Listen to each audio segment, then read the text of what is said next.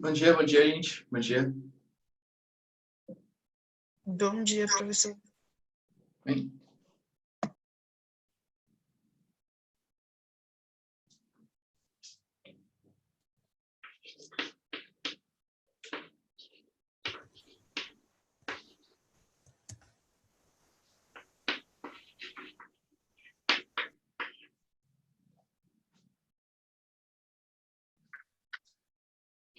Bom dia, gente. Bom dia.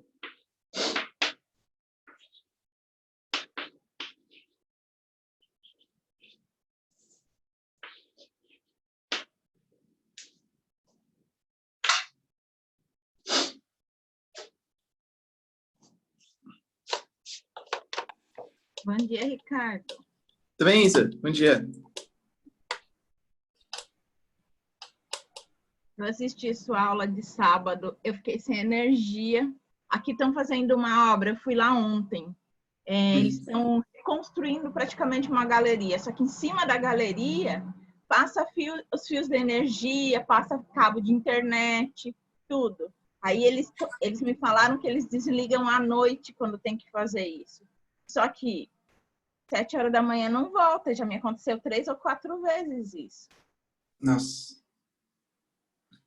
O pior que também você já deve ter reclamado, né, Isa? E não tem muito o que fazer, né? Pois é, mas entende que as pessoas em São Paulo, mesmo nem todo mundo trabalhando, mas uma parte trabalhando, 7 horas já tem que estar já bem no esquema para ir, para se locomover ao trabalho. Então, essas pessoas precisam de energia. Sim. Tudo bem, até 6 horas da manhã, mas aquele sábado veio voltar, já tinha começado a aula da Alvânia. E eu aqui panguando, esperando a boa vontade de alguém para me dar energia. Bom, galera, primeiramente, bom dia para vocês. Espero que vocês estejam bem, legais, tudo de boa. Hoje, a gente vai ter aulinha de atualidades, tá? Na verdade, uma aula de atualidades misturada ali com geopolítica, que eu vou falar para vocês todo o histórico de um assunto que cai bastante nos vestibulares, tá? Que é o assunto do petróleo. Ou seja, quando que o petróleo começou a ser mais utilizado, falar um pouquinho quais são os principais países produtores, consumidores e tal, que é um assunto bastante importante para o vestibular, e também entender um pouco o petróleo no Brasil e entender também o petróleo atualmente, assim. Porque a gente está vendo, galera, que principalmente brigas entre Arábia Saudita, Rússia e tal, estão causando grandes alterações aí no preço do petróleo, tá bom? Só ver se a hora aqui, calma aí. 7h05, acho que tá bom para a gente começar. Bom, galera, é o seguinte, ó. Então, vamos lá. Primeira coisa, o petróleo, a gente sabe, galera, que o petróleo, ele é um combustível fóssil e, portanto, a gente pode considerar ele como um combustível não renovável, certo? Não renovável. Quando eu falo para vocês não renovável, não é assim que ele nunca vai se formar de novo. Ele vai sim. Talvez vocês se lembrem, galera, da aula do Júlio, em que aquela aula que eu sei que vocês amam assistir, que ele fala sobre todas as eras geológicas, os períodos, as eras. O petróleo, ele é do éon fanerozoico da era mesozoica, tá bom? Lembra disso? Ou seja, ele se formou há mais ou menos uns 70, 80 milhões de anos atrás. E ele está constantemente sendo formado novamente. Por quê? Porque o petróleo, ele se forma a partir do soterramento de matéria orgânica marinha. Ou seja, se você tem matéria orgânica sendo depositada em fundo de oceanos, etc., é natural que, com o passar do tempo, os sedimentos vão caindo em cima dessa matéria orgânica e vai se transformando em petróleo. A grande questão é, galera, qual que é o problema? É que essa matéria orgânica, ela demora milhões de anos para conseguir se formar. Então, a gente fala que é não renovável. Não porque não se renova, mas porque não é renovável dentro da escala de tempo humana.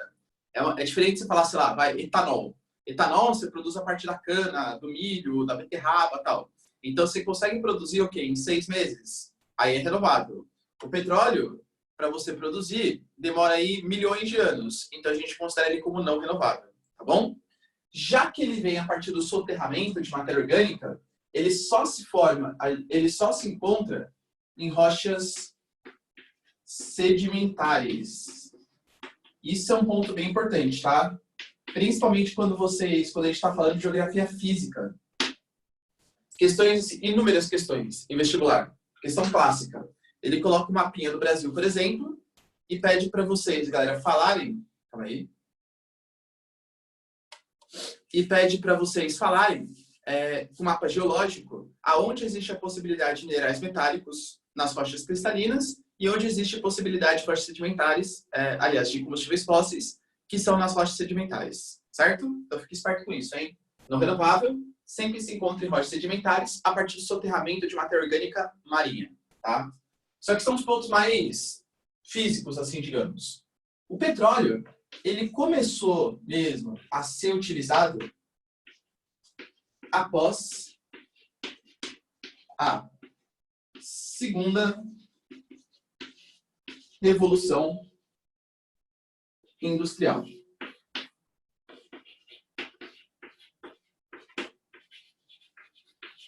Professor, no que começou a ser utilizado? Porque até então, não que a gente não soubesse da existência do petróleo, sabia que existia o petróleo e tal, mas ele não era utilizado.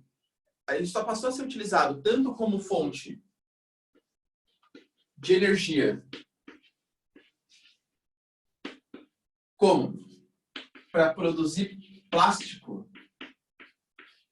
E isso é uma coisa super importante, porque a gente fala assim, professor, vai acabar a era do petróleo como fonte de energia. E galera, de verdade, eu concordo, também acho que vai acabar.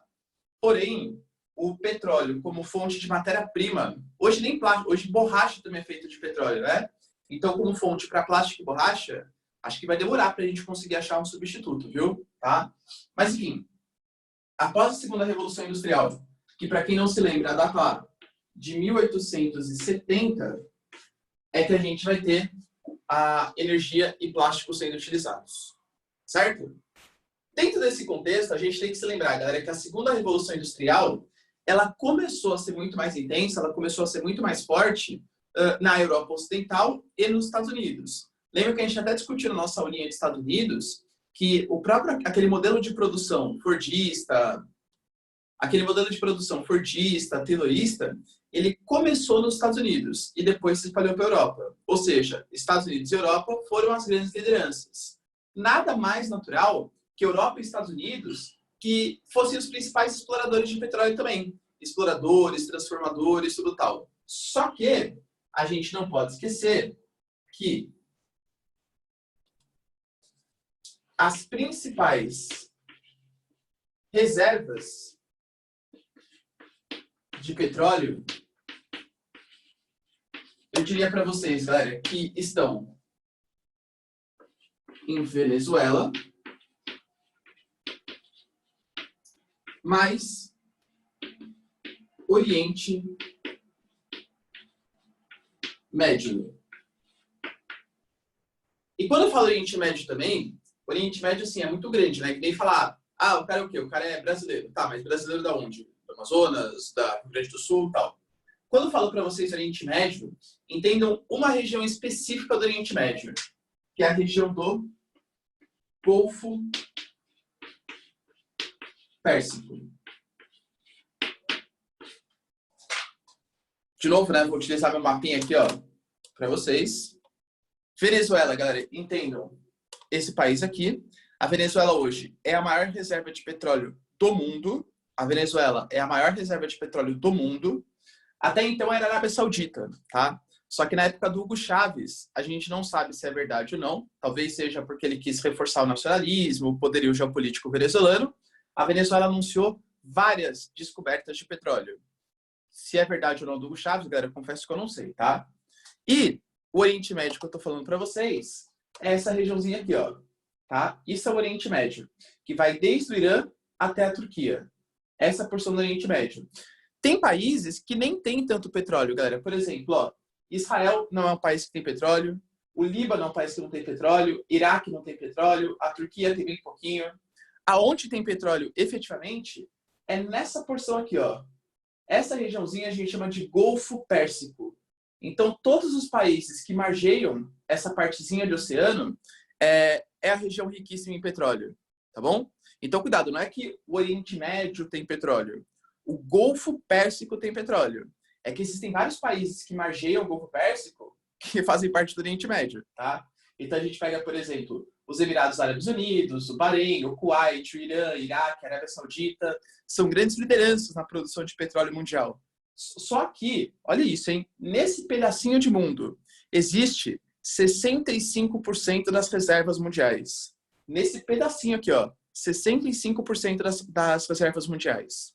E aí, a gente pode até começar a entrar num papo geopolítico bem interessante. Por quê?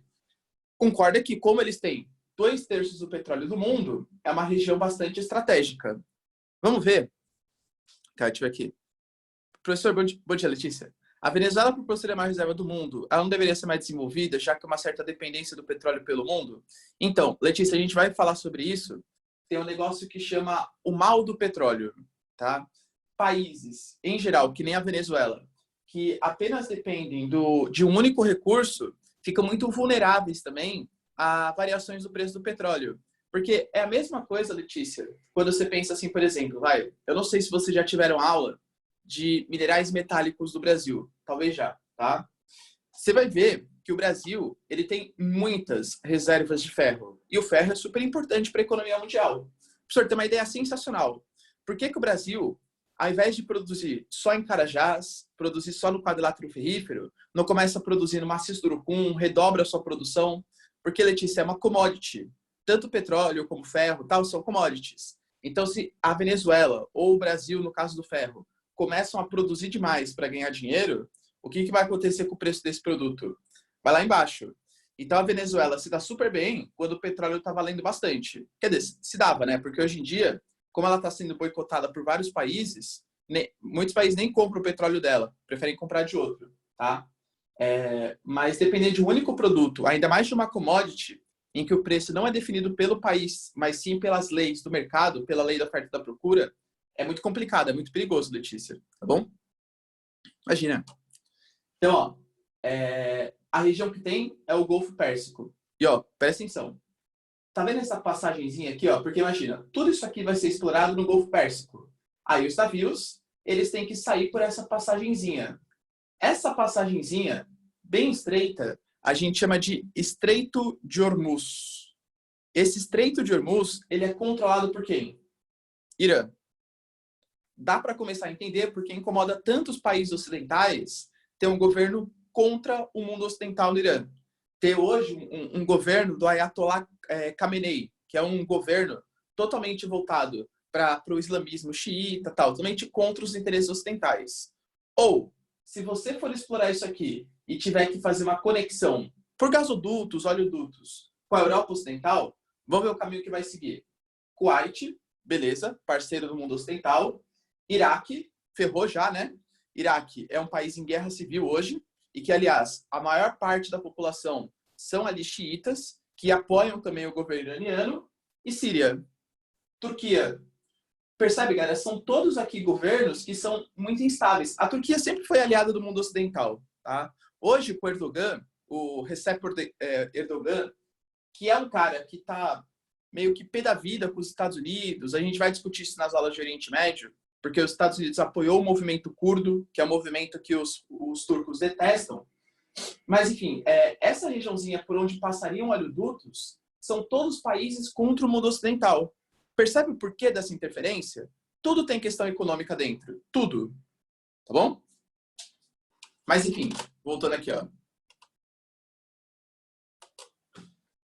Então, Venezuela, o Oriente Médio, né, o Golfo Pérsico. Lembrando que só essa região, sozinha, dispõe, galera, de 65% do petróleo mundial. Ou seja, é muita coisa. Só que esses países, eles sempre foram muito pobres. Nunca tiveram condição de fazer ali a sua própria indústria e tal.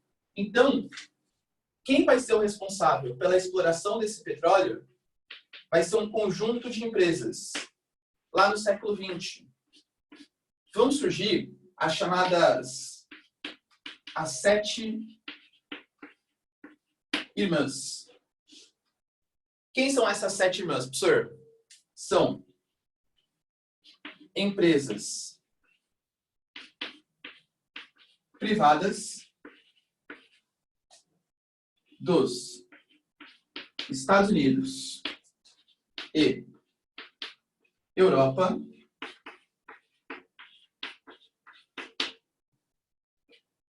que exploram o petróleo pelo mundo. As 7 irmãs são empresas privadas dos Estados Unidos e Europa que exploram petróleo pelo mundo. Só Estados Unidos e só a Europa tinham condição de fazer essa exploração de petróleo.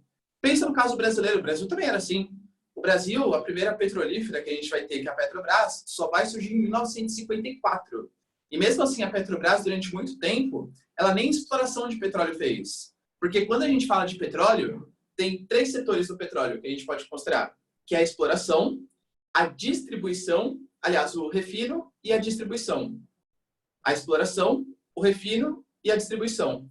A Petrobras, durante muito tempo, ela não ficava a cargo da exploração. Ela importava tudo do Oriente Médio. Claro, pessoal, ninguém ligava muito. Tipo, o petróleo custava $3 o barril. Imagina, a Petrobras ia fazer toda uma infraestrutura específica tal para explorar petróleo, sendo que era muito mais barato você comprar petróleo dos países estrangeiros. Concorda que não faz sentido? Tá bom? Então, a Petrobras, ela cuidava do refino e da distribuição de petróleo. Tá bom? Porém, problemas começam a acontecer. Primeiro, em 1960, a gente vai ter a criação da chamada OPEP. A gente já discutiu a OPEP no curso. Vocês lembram? O que é essa OPEP, professor? É a Organização dos Países Exploradores, exportadores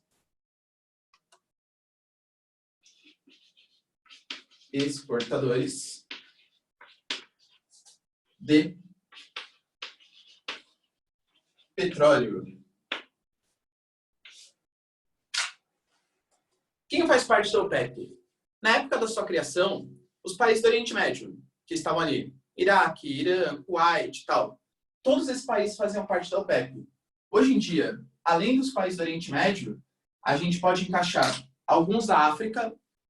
Quando a gente vai aula de África, eu vou falar exclusivamente sobre isso, tá? Então relaxa, não precisa decorar por enquanto.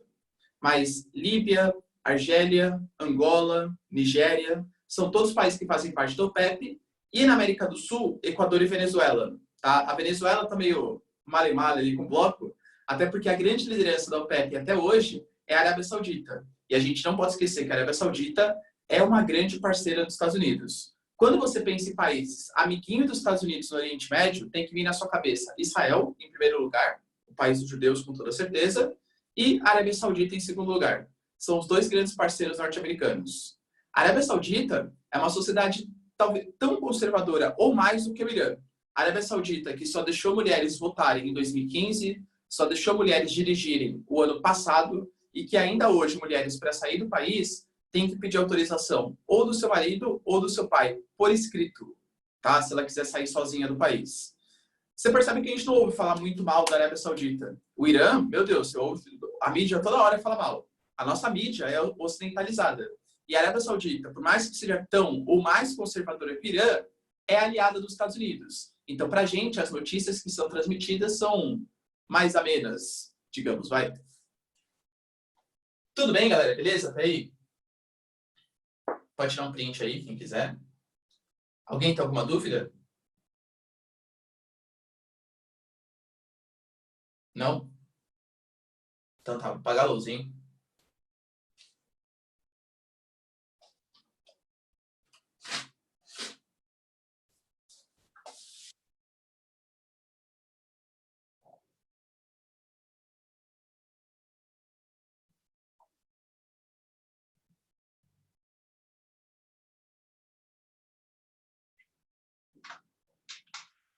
Tá, professor, legal. E aí a OPEP foi criada na década de 60. Mas a OPEP, vocês lembram que ela funciona como se fosse uma espécie de cartel, né? Pelo menos hoje. Na época da criação, não fazia muito sentido falar que a OPEP era um cartel. Porque você só... Lembrando que cartel é quando você combina preços e produções. Só dá para ser um cartel quando efetivamente você controla aquilo que você está produzindo. Quem que era o responsável pela exploração do petróleo?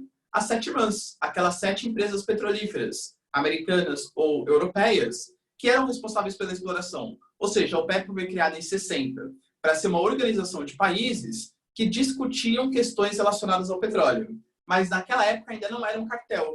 Por quê? Porque, de novo, para ser cartel, você precisa controlar o que você está vendendo. Quem definia o preço, a cota de produção, etc., eram as 7 irmãs. Porém, nós vamos ter uma data aqui, galera, que eu vou falar 35 milhões de vezes durante o curso. Vou até fazer uma outra coisa aqui, ó. Em 1973, nós vamos ter a primeira crise do petróleo. O que foi, professor? Calma aí. Fala, Letícia, pode falar. Ô, professor, então a OPEP ela não foi criada para substituir as 7 irmãs? Não. A intenção, Letícia, era porque assim, os países do Oriente Médio estavam percebendo já, começando a se ligar a importância do petróleo para o mundo, porque o mundo estava se desenvolvendo, estava se urbanizando, estava consumindo cada vez mais, e eles perceberam que eles precisavam fazer uma espécie de união entre eles, para tentar, pelo menos assim, exigir mais direitos, maiores pagamentos frente às 7 irmãs. Mas naquele momento nem existia a intenção deles de controlar as reservas de petróleo. Quem teria o controle continuaria sendo as 7 irmãs. Entendi, obrigada. Imagina. A primeira crise do petróleo. Sir, da onde que veio essa primeira crise do petróleo? Essa primeira crise do petróleo vai surgir em 73, vai ser uma consequência de uma guerra chamada Guerra do Yom Kippur. Quando chegar, galera, a época específica, a gente vai estudar essa guerra. Quando eu começar a falar da questão palestina e tal. Então, a minha intenção não é fazer um panorama geral. Eu quero só citar a consequência dela, que é a crise do petróleo. A Guerra do Yom Kippur, ela foi uma guerra envolvendo Israel e uma série de países árabes. Principalmente os palestinos. Principalmente a galera da Cisjordânia e da faixa de Gaza, tá? Beleza, professor, e daí? E daí que na Guerra de Yom Kippur, qual que é a ideia da guerra?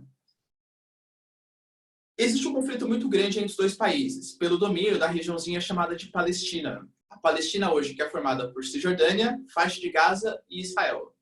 O mundo ocidental, entenda-se aí, Estados Unidos principalmente, eles sempre apoiaram muito os judeus, sempre apoiaram muito Israel. Isso tem que estar na cabeça de vocês. Estados Unidos e Israel é sinônimo praticamente, tá? Israel é como se fosse um mini Estados Unidos ali no Oriente Médio. E daí, professor?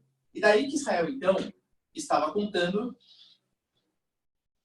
com apoio do mundo ocidental.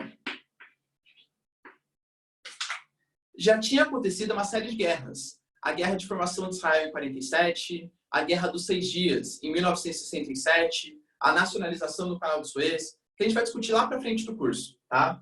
Mas, o que aconteceu? A Guerra de Yom Kippur foi uma espécie de revanche. Para quem não sabe, eu não sei se tem algum judeu aqui na sala, enfim, tá? O Yom Kippur é um feriado judeu, talvez um dos mais importantes para os judeus. O Yom Kippur é o dia do perdão, conhecido como dia do perdão para a comunidade hebraica. O que eles fazem, galera? Ou eles vão em sinagogas, ou eles ficam em casa com a sua família, não pode trabalhar, não pode fazer nenhum tipo de atividade física e tal, ficam pedindo perdão pelos pecados cometidos ao longo do ano. Ou seja, é um dia de reclusão, é um dia de oração, tá? E aí o que os árabes perceberam? Que eles sempre perdiam todas as guerras. Então, a melhor estratégia seria atacar no dia do perdão, porque seria quando os judeus estariam pior preparados. É que nem, sei lá, é que aqui no Brasil, claro que a gente é um país cristão, mas não dá para fazer uma comparação com o Natal, porque mesmo no Natal, a gente tem o exército preparado, a polícia preparada, né? Enfim. Imagina que é como se fosse um Natal mais fervoroso ainda. Então é como se um inimigo nosso atacasse... Isso, carnaval, verdade. É como se no carnaval aí sim, ninguém faz nada, né? Não, calma, galera. E aí o que acontece? É como se eles tivessem atacado a gente num feriado tão religioso em que todo mundo tivesse ficado em casa, tá? Isso foi muito mal visto, claro, pela comunidade internacional. Só que os árabes perceberam que era o único momento que eles tinham para tentar ganhar dos israelenses. Eles ganharam, professor? Óbvio que não. Eles começaram ganhando, efetivamente o exército estava em casa, estava recluso. Aí eles, quando perceberam que estavam sendo atacados, saíram às ruas e, como de costume, massacraram os árabes. Só que nesse caso, Israel contou nitidamente com o apoio do mundo ocidental. Assim, da boca para fora mesmo, porque até então a gente nem... os países ocidentais, eles não admitiam que eles estavam apoiando Israel. Nessa vez eles admitiram. Os Estados Unidos até mandou tropas, mandou financiamento, mandou armas. E aí, a gente não pode ser inocente, né? Lembra, geopolítica é o mundo da hipocrisia. Os árabes já estavam um pouco cansados dessa questão das 7 irmãs ficarem explorando, de não darem a devida valorização. E lembrando que em 1960 foi criada a OPEP, mas que a OPEP efetivamente não mandava em muita coisa. O que os árabes fizeram então?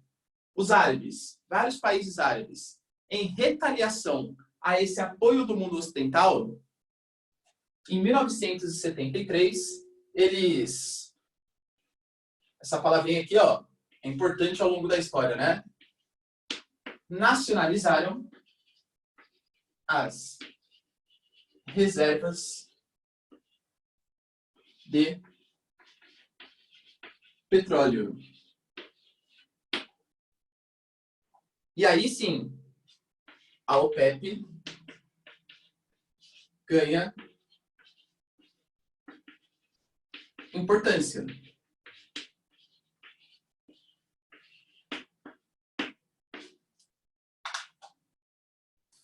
Professor, calma aí, você está falando então que quem era responsável por explorar o petróleo eram as 7 irmãs, verdade verdadeira, beleza.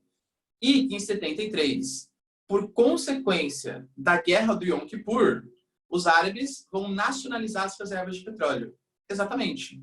E aí, os países árabes agora, eles têm uma organização internacional chamada de OPEP, e agora eles controlam o petróleo. Professor, tem uma dúvida. E o que os Estados Unidos, os países ocidentais fizeram? Eu quero que você tente responder essa pergunta, caso você fosse o presidente dos Estados Unidos. O que você faria se um conjunto de países árabes, como retaliação a uma atitude sua, nacionalizasse as suas coisas? Ou seja, deixa de ser privado seu e passa a ser as reservas ali passam a ser dos países árabes. Você tem 2 opções. Ou você deixa quieto, tá? Então, só se for, né, bomba atômica, tal, exatamente. Ou você deixa quieto, tá? Fala assim, azar, eles fizeram. Ou você parte para a guerra com todo mundo. Só que o mundo já estava sentindo os efeitos dessa nacionalização. Estava em crise econômica, etc. Imagina você partir para a guerra contra Iraque, Kuwait, Arábia Saudita, Irã, Emirados Árabes. Não tinha muito o que fazer, tá? Não tinha muito o que ser feito. Então, não que os países ocidentais gostaram, mas eles aceitaram o que foi feito.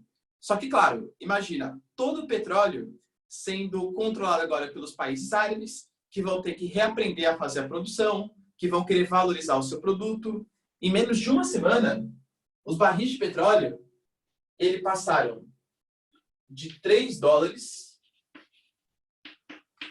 passaram a custar $12 o barril. Olha essa mudança, galera. Professor, $12? Hoje em dia o barril de petróleo está quanto? 30 e pouco? Deve estar uns 32, 33 e tal. A Arábia Saudita anunciou que vai reduzir um pouco, recentemente, na semana passada, anunciou que vai reduzir um pouco a sua produção para aumentar o preço. Ou seja, logo mais vem aumento de preço da gasolina por aí. Imagina, né? O Brasil já estava bem já o Brasil, né? Podia ter aumento do preço do petróleo também. Mas enfim, a gente então vai passar de 3 dólares para 12 dólares. O problema não é assim, mas 12 dólares é pouco. Beleza, é pouco hoje. Na época, eu estou falando para vocês que em menos de uma semana, nós tivemos um aumento de 4 vezes o preço do petróleo. E, de novo, o petróleo era tudo. Hoje até existem alguns combustíveis alternativos. Na época, não. Todo frete, petróleo. Produção de plástico, petróleo. Borracha, petróleo. Imagina tudo ficando 4 vezes mais caro. A gente já discutiu isso. Por exemplo, no mundo, vocês lembram que até então a gente vivia sob a égide de uma política econômica keynesianista, principalmente nos Estados Unidos e nos países ocidentais. Lembra? O keynesianismo, que também é confundido com a social-democracia, ou seja, governos democráticos, mas que têm um apelo social muito grande. Eles cobram altíssimos impostos e retribuem benefícios sociais, investimento em saúde, educação, transporte, moradia, tudo tal, tá? O que vai acontecer depois da crise do petróleo nos países desenvolvidos? Sai de ser o keynesianismo e entra o chamado neoliberalismo. O que é o neoliberalismo? População, não tenho culpa. Ficou muito caro o petróleo. Não dá mais para eu continuar fornecendo todos esses benefícios sociais para vocês. O Brasil nunca foi keynesiano, né? Fala assim, nossa, realmente, o governo brasileiro se preocupava super com a gente. Não se preocupava. Mas mesmo no Brasil, isso aqui foi muito sentido. Por quê? Até 73, o Brasil já estava, né, sob o governo militar, mas o Brasil vivia aquele momento de milagre econômico brasileiro. O Brasil era o país do mundo ocidental que mais crescia, né? Parafraseando aqui Regina Duarte, pra frente, Brasil... Brincadeira, hein, galera? Pelo amor de Deus, tá? Não vai parafrasear ela, não, tá? Mas, enfim, que vergonha alheia, né? Mas, enfim, isso é outro papo. O Brasil era um país que, naquele momento, para as pessoas mais alienadas, era um Brasil sensacional. Era um Brasil que crescia economicamente 7, 8, 9% ao ano. Só que como que o Brasil crescia? O Brasil crescia baseado em empréstimos internacionais e investimentos pesados em infraestrutura. Na época, o governo militar construiu Itaipu, a Zona Franca de Manaus, Transamazônica, a Ponte Rio-Niterói, enfim, tava, galera, uma gastança geral. E isso gera emprego, isso gera consumo, e isso vai fazendo com que a gente tenha um crescimento econômico muito significativo, tá? Quando estoura a crise do petróleo, de 3 para 12 dólares, os juros da dívida sobem de uma maneira muito significativa. Os militares não conseguem mais pagar a dívida que eles contraíram. E aí a gente vai ter o final da década de 70 e a década de 80 como as décadas perdidas para o Brasil. O Brasil passa por uma grande recessão. Por quê? Crise do petróleo. Percebe como isso aqui impacta o mundo? Como o petróleo ele é super importante? E aí, galera, a partir desse momento que a gente vai perceber que outras nações elas começam a tomar algumas medidas. Por exemplo, vamos tentar analisar aqui, ó. A consequência dessa crise do petróleo.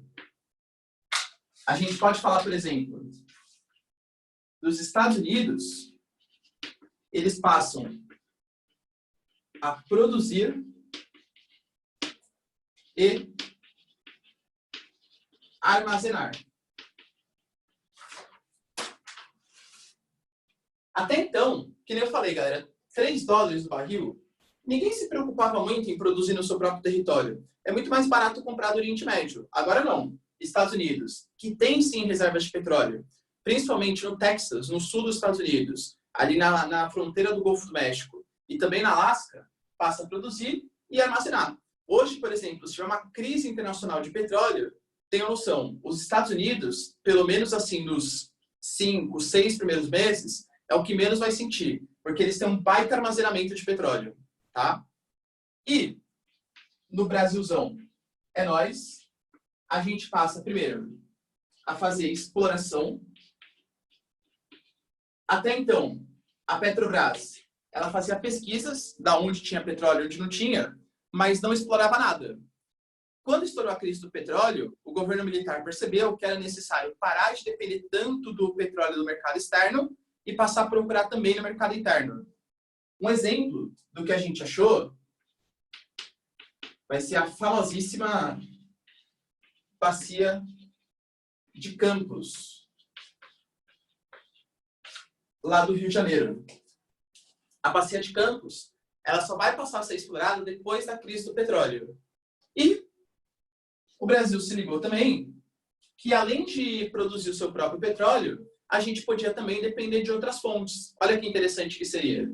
E o Brasil começa a fazer o chamado Programa Pró-Álcool, ou seja, um programa de incentivo à produção de etanol. Ok? O Brasil foi inteligente à época, tá? A gente tem que concordar, ele foi inteligente. Então, exploração da bacia de Campos e incentivo à produção de etanol no mercado nacional. Fala aí, Felipe, pode falar. Oi, professor, bom dia. Bom dia. Por que, mesmo agora com os 3 pilares, né, que você falou, o Brasil continua importando petróleo? Felipe, olha o que aconteceu. Mesmo na bacia de Campos, o petróleo que a gente explora... Percebe, então, que a nossa exploração de petróleo no mercado interno, ela foi depois do surgimento da Petrobras. A Petrobras surge em 54, durante toda aquela campanha, o petróleo é nosso, Monteiro Lobato, todo aquele papo, Getúlio Vargas, bem nacionalista, foi lá e construiu. E depois a gente vai ter a criação a exploração de petróleo no mercado interno. A bacia de Campos, quando a gente achou essa reserva de petróleo, isso aqui é um tipo de petróleo chamado de petróleo pesado.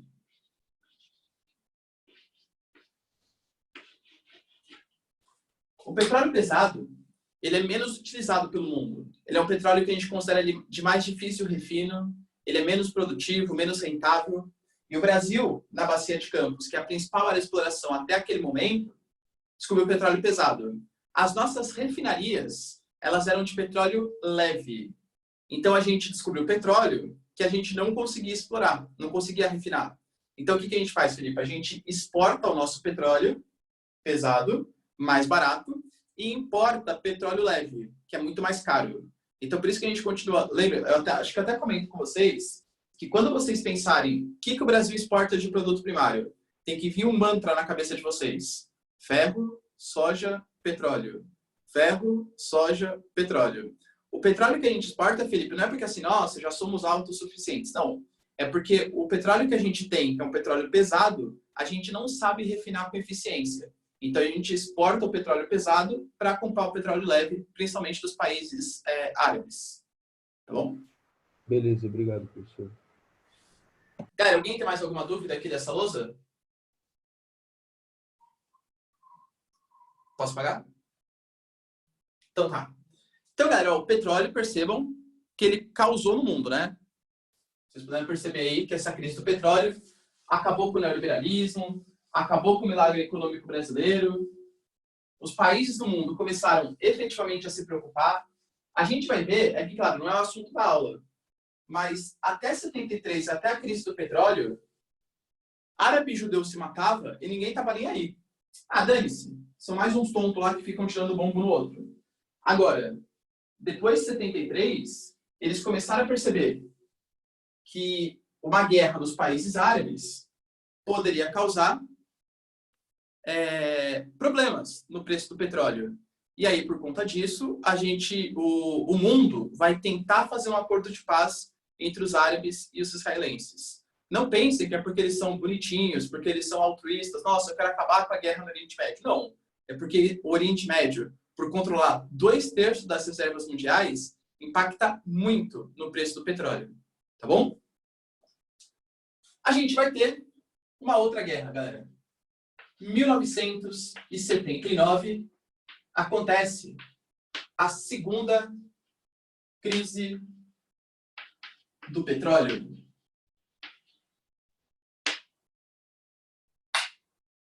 E essa segunda crise do petróleo, aí tem uns motivos um pouco mais específicos. O que vai acontecer? Essa data, 1979, é uma data que a gente já discutiu, inclusive nas nossas aulas de atualidades. Tem algumas datas que vocês não podem esquecer, tá? O que acontece em 79? A famosíssima Revolução Fundamentalista Islâmica Xiita. Em qual país, professor? No Irã. Então, 1979 é a data da Revolução Iraniana. Vocês bem se lembram que a gente já discutiu isso aqui, que na Revolução Iraniana tinha um regime comandado pelos chás, que eram espécies de monarcas, reis do Irã, e no caso, quem estava no poder era um carinha chamado de Shah Reza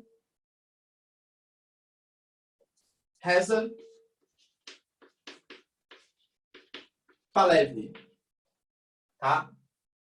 Esse Shah Reza Pahlavi, esse monarca, era um cara completamente aliado ao mundo ocidental, ok? E principalmente aos Estados Unidos, ou seja, parceirão dos Estados Unidos.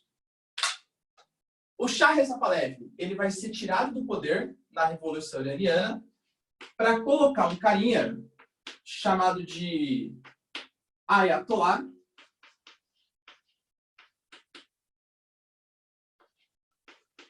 Khomeini. E o Ayatollah Khomeini, um novo regime, né, um regime fundamentalista, o Ayatollah Khomeini, ele passa a ser tanto um líder político e religioso, totalmente contra o Ocidente, inclusive os Estados Unidos. Então, Ayatollah Khomeini, ele passa a ser um líder totalmente contrário ao mundo ocidental, tá? Isso, de novo, o Irã, ele é o terceiro país com as maiores reservas de petróleo do mundo. Venezuela primeiro, Arábia Saudita segundo, o Irã é o terceiro país que mais tem petróleo no mundo. Eu estou falando para vocês que de uma hora para outra, em 73, todos os países nacionalizaram e em 79, um país que era aliado dos Estados Unidos com seu regime monárquico, vai passar por uma revolução e nessa revolução vai ser instalado um regime fundamentalista contrário ao mundo ocidental, principalmente contrário aos Estados Unidos. De novo, choque no petróleo. Aqui, se na época, em 73, aumentou 4 vezes de preço, aqui aumenta 2 vezes de preço. Então, vai ser um choque importante, claro, mas não vai ser assim, nossa, a primeira crise do petróleo com certeza é a mais importante, tá? Tenho certeza disso, é a mais importante. Só que nisso, os Estados Unidos, ele vai querer acabar com esse conflito. Claro, galera, tá? Imagina, um país aliado meu, agora é um regime controlado por uns doidões, segundo ele, por fundamentalistas. Estados Unidos dá dinheiro e armas para o Iraque. Professor, calma. Iraque, que é hoje o que os norte-americanos odeiam. Sim. De novo, geopolítica é o mundo da hipocrisia, tá? O Iraque, nesse momento, é aliado dos Estados Unidos. E aí o Iraque recebe dinheiro dos americanos e trava uma guerra. Uma guerra que vai de 1980 até 1990, que é a guerra Irã-Iraque.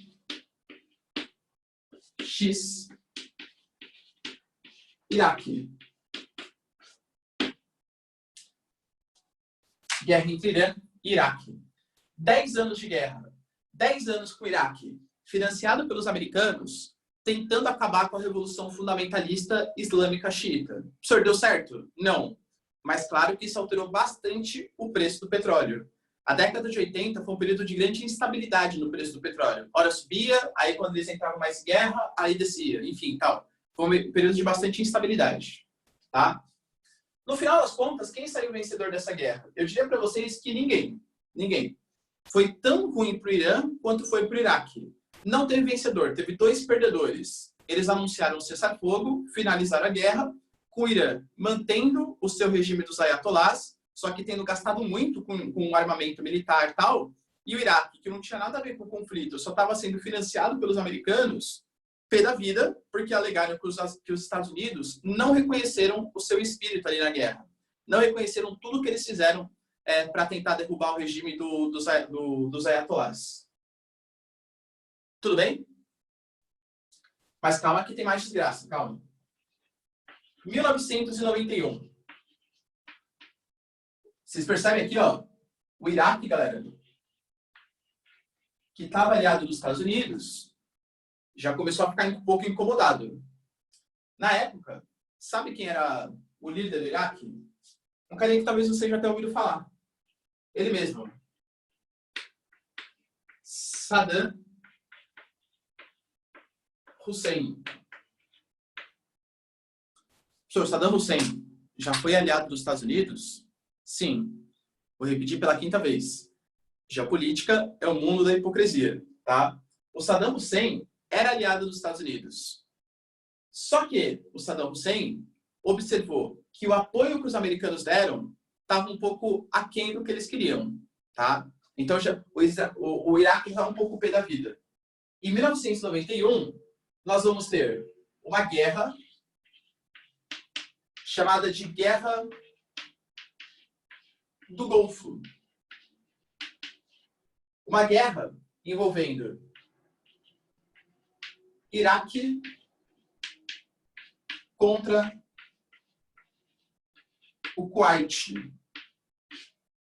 Não, professor, o Kuwait não existe. Claro que existe, galera, um país, tá? Um país com uma baita liderança aí na produção mundial de petróleo. O que acontece? Tanto Iraque quanto o Kuwait, eles fazem parte da OPEP. E a OPEP, nesse momento, já estava se comportando como uma espécie de cartel, ou seja, combinando preços e produções para evitar concorrência. Só que o Kuwait estava sendo malandrinho. O Kuwait estava quebrando o cartel e vendendo mais barato para os Estados Unidos. Não existe cartel, combinação de preços e produções, se uma das empresas ou um dos países quebra esse cartel, começa a vender mais barato. Porque lembra, o cartel você tem que ter todo mundo vendendo ao mesmo preço para não ter concorrência. Se um deles dá uma de malandro e começa a vender mais barato, obviamente os outros países vão se sentir com isso. Como consequência, o Iraque invade o Kuwait. Com o Iraque invadindo o Kuwait, os Estados Unidos era quem estava se dando bem com o Kuwait quebrando o cartel de petróleo. Qual que vai ser a consequência? Depois do Iraque invadir o Kuwait, Estados Unidos invade o Kuwait e tira as tropas do Iraque. E aí, será que o Iraque ficou feliz? Muito, né? O Iraque não foi reconhecido, segundo o julgamento dos iraquianos, pelos 10 anos de luta. E ainda, quando o Iraque quis se meter numa guerra regional, ali com o Kuwait, os Estados Unidos foi lá, se meteu nessa guerra regional e tirou as tropas iraquianas do Kuwait.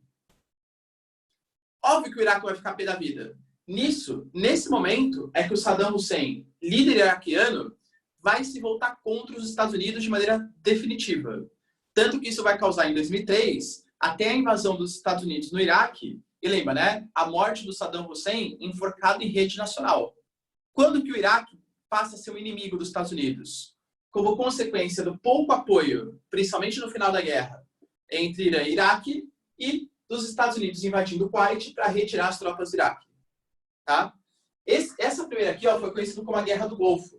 Talvez enfim, para vocês memorizarem, para vocês, como curiosidade mesmo, essa foi a primeira guerra que foi televisionada.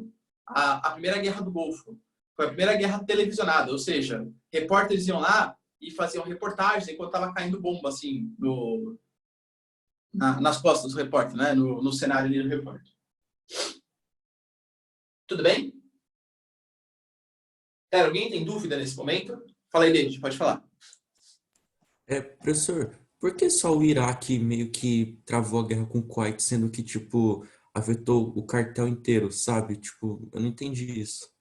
Porque ninguém tinha coragem de peitar, David. A grande verdade é que todo mundo sabia que o Kuwait estava vendendo petróleo mais barato para os Estados Unidos.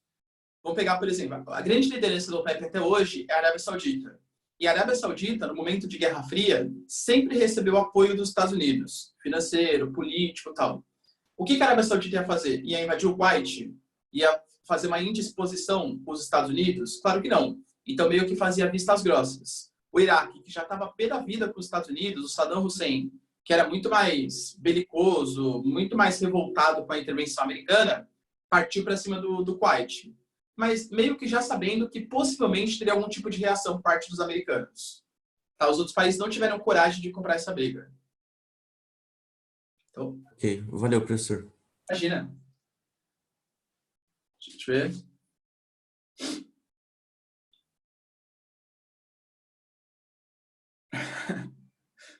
Entendi. Tá. Galera, beleza? Posso apagar a lousa? Sim, sim? Então tá. Já acharam o print, né?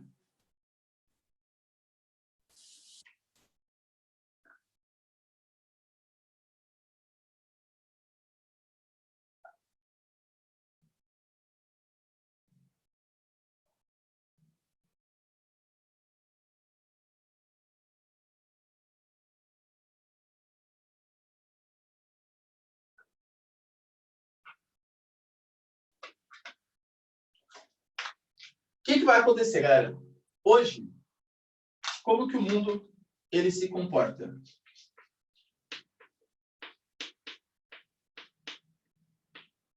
Hoje, de maneira geral, nós temos a OPEP regulando a produção e,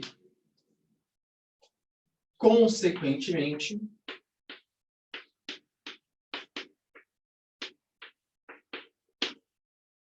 o preço do petróleo. Tá? Isso é um ponto bem importante. Só que muitas vezes a OPEP ela precisa de uma amiguinha entre aspas, tá? Precisa de um outro país que também é um grande produtor porque se eles produzirem pouco, mas esse outro país produzir muito, isso pode fazer diminuir o preço do petróleo. Quando nós temos a OPEP pedindo esse auxílio para a Rússia, que é uma outra reserva gigantesca de petróleo, a gente vai ter o que a gente chama de a OPEP+. OPEP+, que é a OPEP tradicional, né? Os 16 países fazem parte da OPEP, mais a Rússia. Qual que é a grande questão, galera? Isso vocês têm que ter a noção, tá? A gente estava tendo aí, em 2020, um problema bem grande, que é o Covid-19, o famosíssimo coronavírus. E isso fez com que nós tivéssemos uma redução no consumo do petróleo.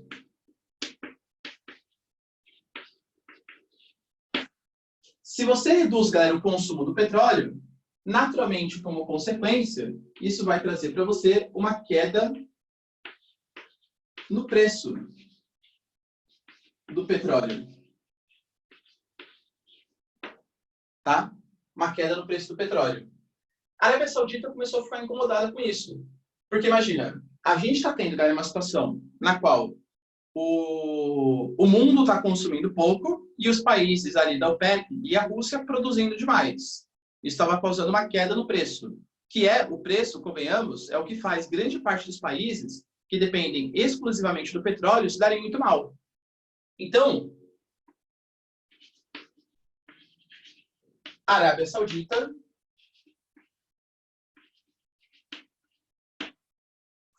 convida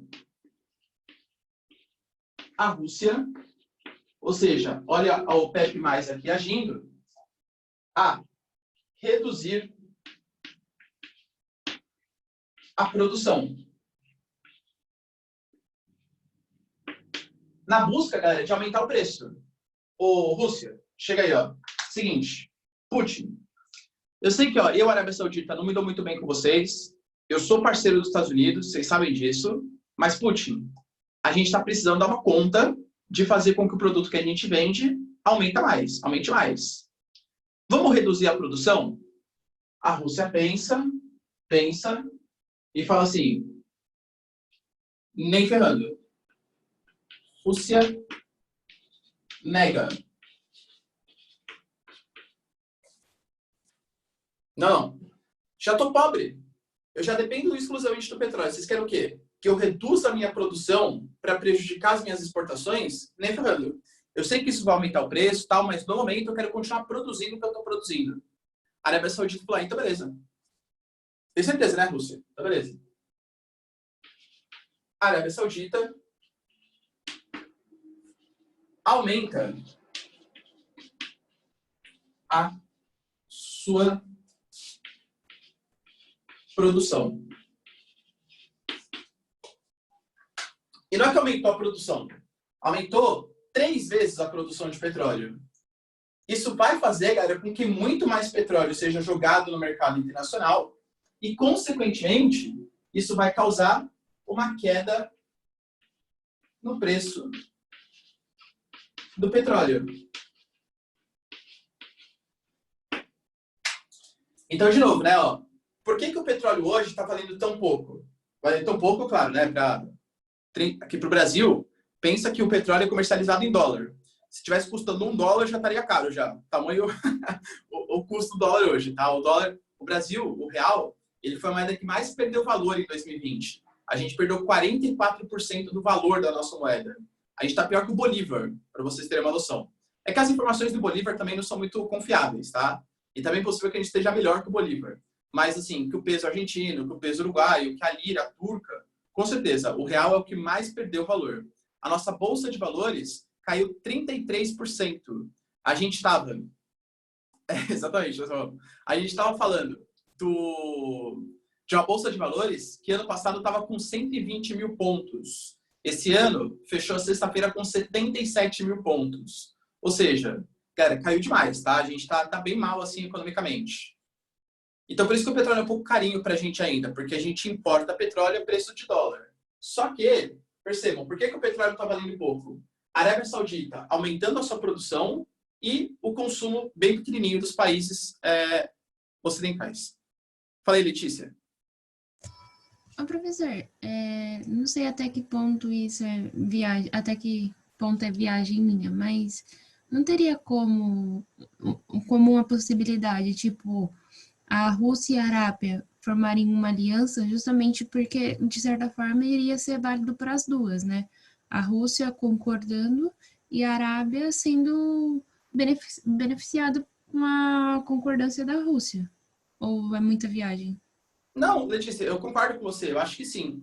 Só que são questões políticas que estão aí envolvidas. O Putin, porque imagina, ó, qual que é a relação que você tem, Letícia? Se você, por exemplo, se todos os países concordam em reduzir a produção, isso vai fazer com que fique mais caro e, consequentemente, todo mundo se dê bem com isso. Só que para a Rússia, olha o que seria mais interessante. Se todos os países reduzissem a produção, inclusive a OPEP, e ficasse mais caro, e a Rússia continuasse exportando tudo que ela exportava antes. Que era o que a Rússia queria. O Putin dá uma de malandro. Fala assim, não, beleza, reduz vocês, que daí realmente reduz a oferta de petróleo e fica mais barato, só que eu vou continuar vendendo o que eu vendia antes. Então seria ótimo para a Rússia isso. A Rússia quis levar vantagem em cima da OPEP, tá? É mais ou menos essa ideia, Letícia. Entendi, obrigada. Imagina. Fala aí, David, pode falar. Professor, e a Venezuela, como que tá nesse cenário atual de produção de petróleo? Bem mal, David. Porque, assim, até então, a Venezuela, com todos esses problemas políticos que existiam, mesmo assim, a Venezuela não estava sofrendo sanções econômicas em relação ao petróleo. Então, por exemplo, de novo, geopolítica, a sexta vez, hein? Geopolítica é o mundo da hipocrisia.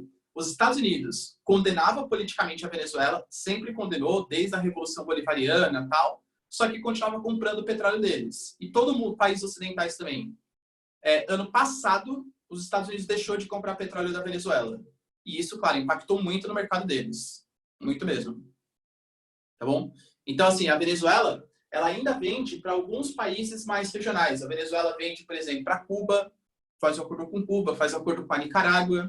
O Brasil comprava, antes do Bolsonaro, comprava também petróleo da Venezuela um pouquinho. Hoje em dia vende para pouquíssimos países. Então, até o petróleo, que é o grande... essa palavra, mas enfim, é o grande... A pujança econômica que eles têm, nem isso eles estão conseguindo vender. Mas eles participaram dessa reunião que não, eles estão tiveram suspensos. Estão suspensos da OPEP. Estão suspensos. A Mas Venezuela eles são hoje, livres. Pode para falar, praticar professor, o preço... desculpe. Sim, só que em compensação ninguém compra deles. Tá? Então, pessoal, isso aqui causou uma queda no preço do petróleo. Tá? Tudo bem? Mais alguma dúvida até aqui? Não? Tá. Recentemente, isso faz o quê? Umas 3 semanas, Rússia e Arábia Saudita se acertaram, conseguiram se dar bem economicamente. E aí, a Arábia Saudita reduziu um pouco a sua produção e, naturalmente, o petróleo vai aumentar de preço nos próximos dias. Tá? Geralmente, galera, essas decisões, elas demoram 3 semanas para chegar até a gente. Então, tipo, a Arábia Saudita e Rússia se acertaram, eles vão reduzir um pouco a produção para aumentar o preço, até chegar nos postos, tal, demora mais ou menos umas 3 semanas. Beleza? Galera, tira um print aqui, rapidão, já volto, tá? Rapidinho.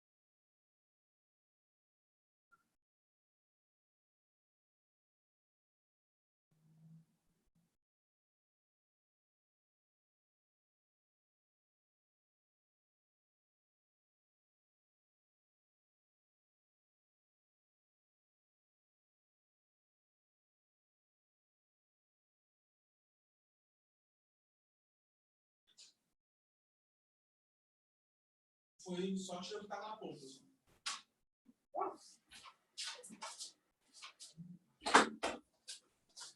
Pronto, aí voltei, perdão. Então, o que aconteceu? Percebam, olha isso, hein? Vocês acham que a Petrobras hoje está como? Aliás, como eu sei que vocês são podres de rico, tem muita capacidade de fazer investimentos, investimento em ação de bolsa de valores e tal, o sucesso numa bolsa de valores é você investir quando está em baixa, para quando a empresa crescer, você lucrar bastante com isso, tá? Não faço dicas de investimentos nem nada, mas é uma coisa meio óbvia que vai acontecer. O mundo hoje está em crise, preço do petróleo lá embaixo.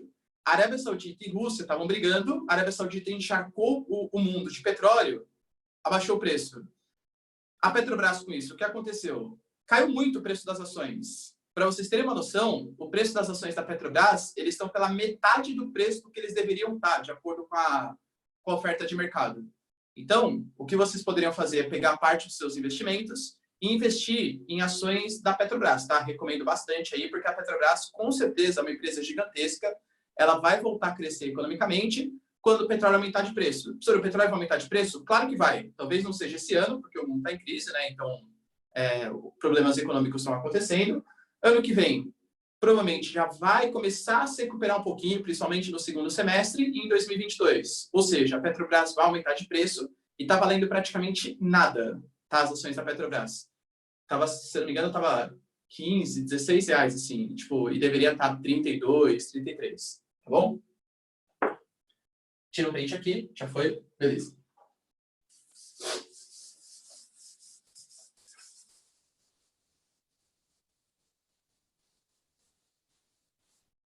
Vamos lá, ó. No caso do Brasil, o que a gente tem que pensar? Primeiro, que nem eu falei para vocês, quando a gente fala do petróleo, nós temos a exploração,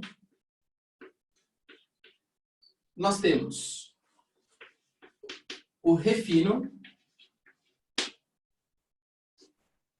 e nós temos a distribuição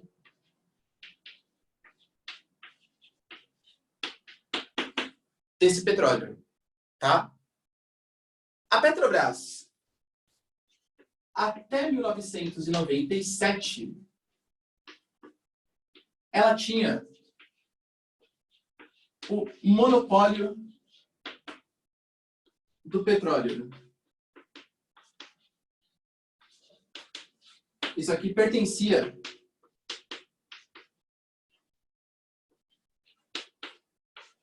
à Petrobras. O que vai acontecer? Em 1997, a gente vai ter a quebra do monopólio. Ou seja, hoje, outras empresas, se quiserem, podem explorar e distribuir. Mas cuidado, o refino do petróleo, mesmo depois de 97, ainda é monopólio da Petrobras. Como que funciona, galera, a exploração e a distribuição? Porque isso aqui qualquer empresa pode fazer. Se o Brasil acha uma baita reserva de petróleo, ele vai lá e coloca para leilão. A empresa que oferecer o melhor preço, a gente sabe que na prática, a melhor propina, muitas vezes, infelizmente, acaba sendo responsável pela exploração. Aí depois, para transformar esse petróleo nos produtos, nos derivados a serem utilizados, tem que ser a Petrobras. E a distribuição, seja nos postos de gasolina, tal, aí qualquer empresa privada pode fazer. Ou empresa estatal de outro país, tanto faz, né? Qualquer empresa que tenha interesse pode fazer. Tudo bem? Professor, isso fez a Petrobras crescer bastante? Com toda certeza, né? A Petrobras, hoje, é uma empresa de capital misto. O que quer dizer uma empresa de capital misto? É uma empresa que ela tem ações na Bolsa de Valores, que eu falei para vocês. Se você quiser hoje comprar uma ação, que a gente não pode esquecer, que nada mais é do que uma pequenininha parte da empresa, você pode, e aí você vai ser um dos donos da Petrobras. Claro, 0,01%, mas vai ser um dos donos da Petrobras, tá? Então, ela não é estatal, mas ela é um capital misto. Capital misto, grande parte está no mercado de ações, qualquer um pode ser dono, mas o acionista majoritário ainda é o Estado. Ou seja, o Estado é o que controla a maior parte das ações da Petrobras. Tudo bem? Isso que a gente tem que ter essa noção. E daí, professor? E daí que até 2017, a Petrobras praticava seus preços de acordo com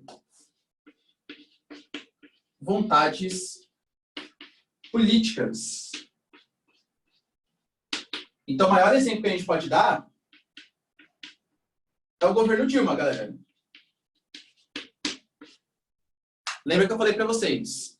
A Dilma, ela estava sofrendo muita pressão por conta da inflação que estava vindo no Brasil, os altos gastos públicos, a gente já teve essa aula, né?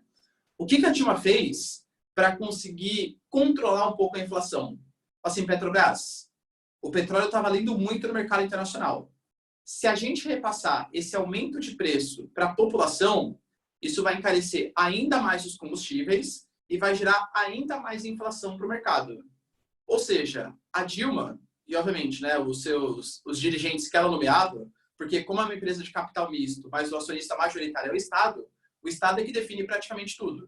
Então, quem definia a política de preço da Petrobras era a Dilma, ou qualquer presidente na época. Então, percebam que a Petrobras, ela tinha uma intenção, digamos assim, não muito seguindo a lógica de mercado. Não estava muito preocupado se a Petrobras ia ter prejuízo, se ia ter lucro e tal.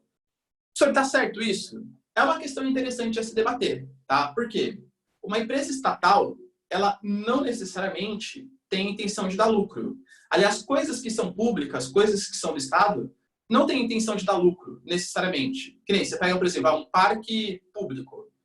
Ah, mas o parque público só dá prejuízo. Você não pode tirar um parque com uma coisa que dá prejuízo. Porque apesar de economicamente não ser muito bom, claro, mas está dando, por exemplo, lazer para a população, áreas de encontro, etc. Então, nem tudo que é do Estado é voltado para dar lucro. A Petrobras, até 2017, ela tinha essa concepção. Uma empresa que não era feita para dar lucro, necessariamente, mas sim uma empresa que foi feita para aguentar o baque de variações do preço do petróleo. Só que imagina, vocês acham que os investidores gostam disso? Claro que não, né, galera? Imagina, uma empresa que constantemente está sendo alvo de intervenções do Estado. Então, até 2017, a gente pode falar, galera, que por conta dessas vontades políticas, uma queda do seu valor. Se vocês olharem o histórico das ações da Petrobras, né, que corresponde ao valor que ela tem, a Petrobras ela subiu muito de preço nos anos 2000, quando a gente descobriu o pré-sal, né? Lembrando, galera, que o pré-sal hoje é a nossa maior exploração, passou a Bacia de Campos, tá? O pré-sal é a nossa maior exploração, passou a Bacia de Campos, e aumentou muito de preço. Mas quando começou os problemas da inflação, depois da crise de 2008, com essa alta ingerência do Estado nas ações da Petrobras, a Petrobras caiu muito de preço. No histórico, se a gente for pegar, a ação da Petrobras já chegou no máximo de R$80 e já chegou no mínimo de R$11. Olha essa variação de preço. Hoje está, na época, antes da crise, né, dessa pandemia, estava 30 e pouco. Agora deve estar uns 15, R$16. Tá bom? Ou seja, essa queda do seu valor. Quando a gente começa com governo Temer e governo Bolsonaro,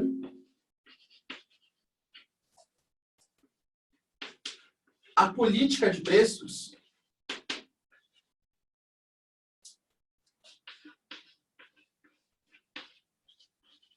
varia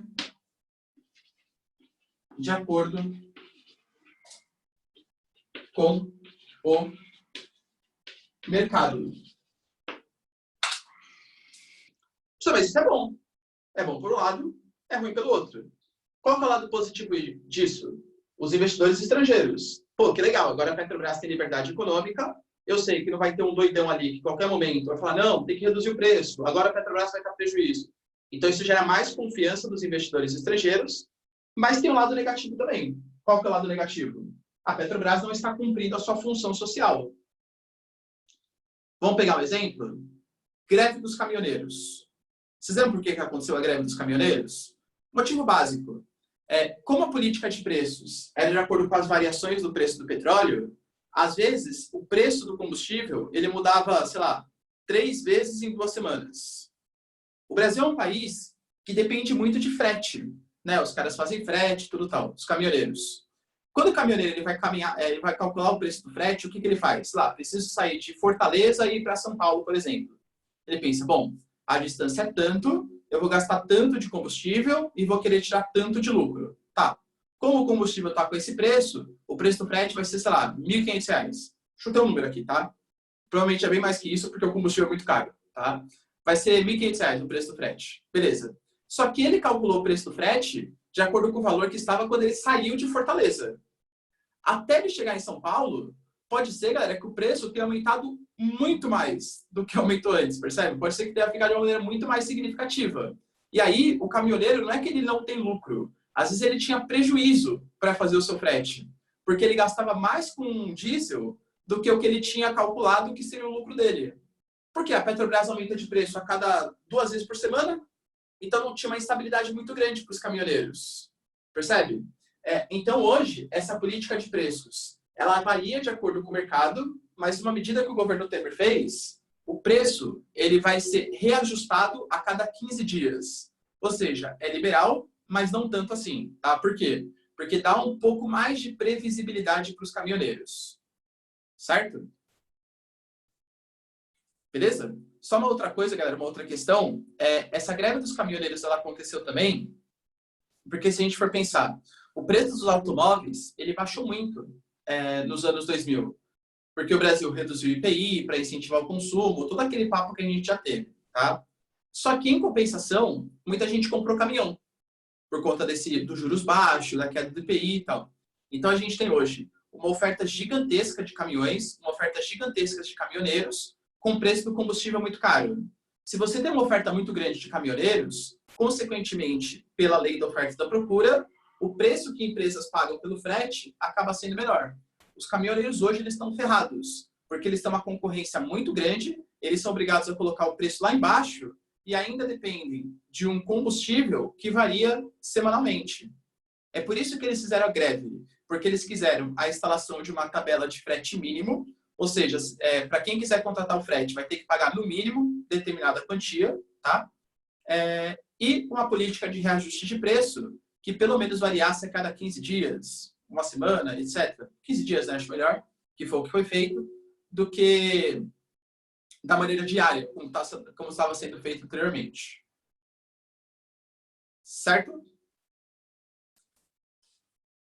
Galera, pode tirar um print aí. Alguém tem alguma dúvida?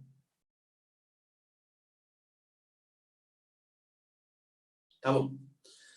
Galera, mesmo esquema, tá? Eu vou terminei a aula aqui, eu vou colocar o Pimenta nessa sala, então não saiam dessa sala de aula, tá? Eu vou convidar o Pimenta, ele vai entrar, eu me despeço de vocês.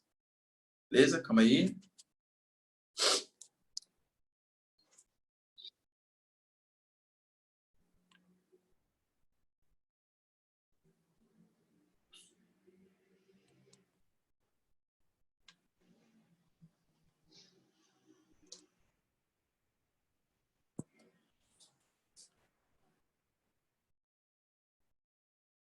Convidei o Pimenta já.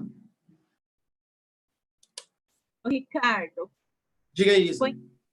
põe alguém de co-host para ajudar o Pimenta se alguém cai, alguma coisa assim. Tá, vou colocar você, tá bom, Isa? Pode pôr, não tem problema.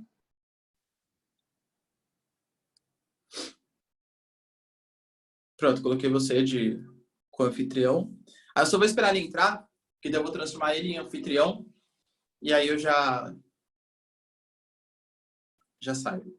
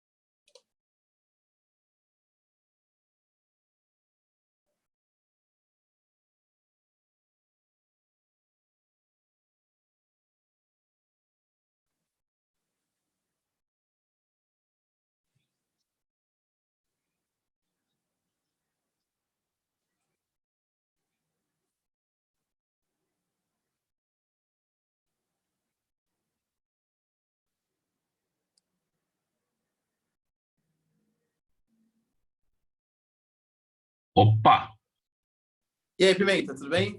beleza? Terminou a Beleza. tua aula já ou não? Desculpe. Terminei, Pimenta. Já coloquei você aí. A, Tá. a Isa, ela tá de co-anfitriã também. A qualquer coisa ela ajuda você aí. Tranquilo, Tá, já, Pimenta? desculpa a ignorância aqui. Cada semana, cada reunião é um código, é isso? Cada semana é um código diferente que é gerado. Ixi, eu colocando da semana passada, não estava entendendo. Bom, tá, já. Obrigado. Agora, Imagina. Falou, até, Pimenta. Boa mais. aula, hein? Tchau, Tchau, tchau. tchau.